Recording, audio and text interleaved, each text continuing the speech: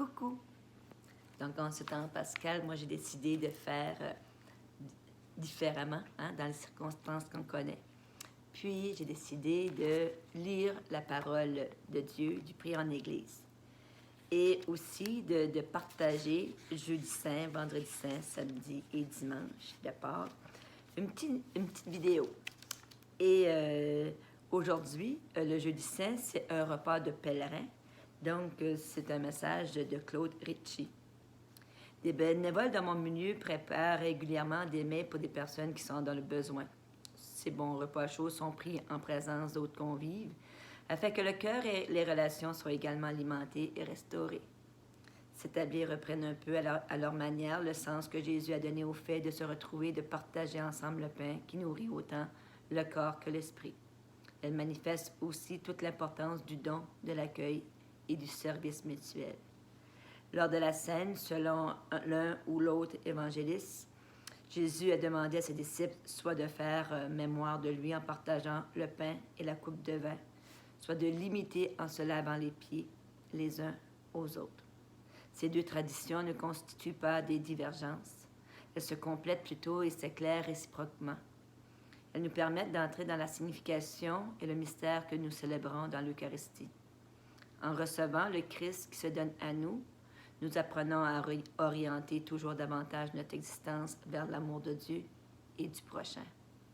Après avoir lavé les pieds de ses disciples, Jésus leur a demandé s'ils comprenaient ce qu'il venait de faire pour eux. On peut supposer qu'ils n'ont pas tout intégré du premier coup. Et nous non plus, sans doute.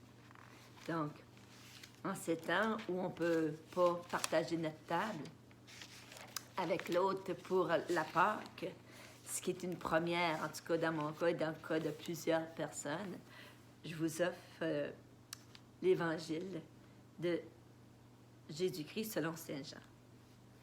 Avant la fête de Pâques, sachant que tout était venu pour lui de passer de ce monde à son Père, Jésus, ayant aimé les siens qui étaient dans le monde, les aima jusqu'au bout.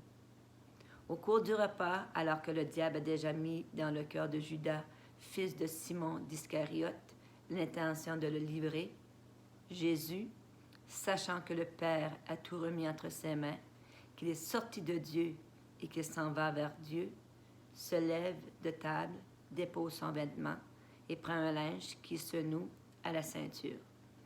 Puis, il déverse de l'eau dans un bassin. Alors, il se mit à laver les pieds des disciples et à les essuyer avec le linge qu'il avait à la ceinture. Il arrive donc à Simon-Pierre qui lui dit « C'est toi, Seigneur, qui me laves les pieds ?» Jésus répondit « Ce que je veux faire, tu ne le sais pas maintenant.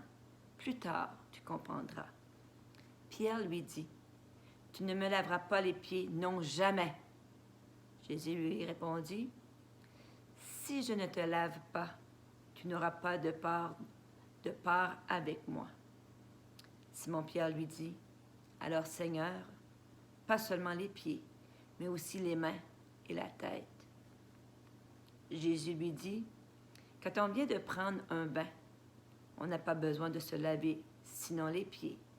On est pur tout entier. Vous-même, vous êtes purs. Non, mais non, pas tous. » Il savait bien qui allait le livrer, et c'est pourquoi il disait « Vous n'êtes pas tous purs. »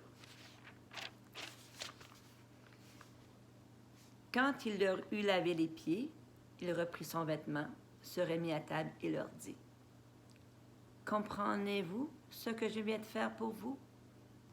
Vous m'avez appelé Maître et Seigneur, et vous avez raison, car vraiment je le suis. Si donc moi, le Seigneur et le Maître, je vous ai lavé les pieds, vous aussi, vous devez vous laver les pieds les uns les autres. C'est un exemple que je vous ai donné afin que vous fassiez, vous aussi, comme j'ai fait pour vous. » Voici la parole de Dieu. Et le lavement des pieds, c'est une action symbolique de proximité, d'humilité et de service accompli par Jésus qui n'a rien perdu de sa signification et de sa pertinence. Elle jette aujourd'hui encore une lumière sur tant de gestes d'engagement et de sollicitude posés au quotidien au sein de nos familles et de nos communautés. Donc moi, à ma façon, je œuvrais au service de l'autre, au service de la lumière.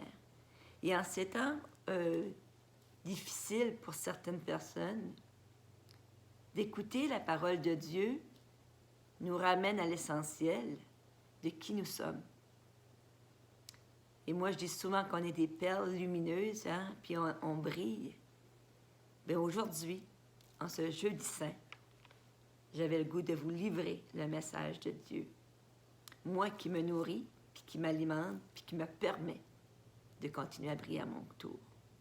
Sur ce, je vous vois, je vous aime. Douce journée les perles et à demain.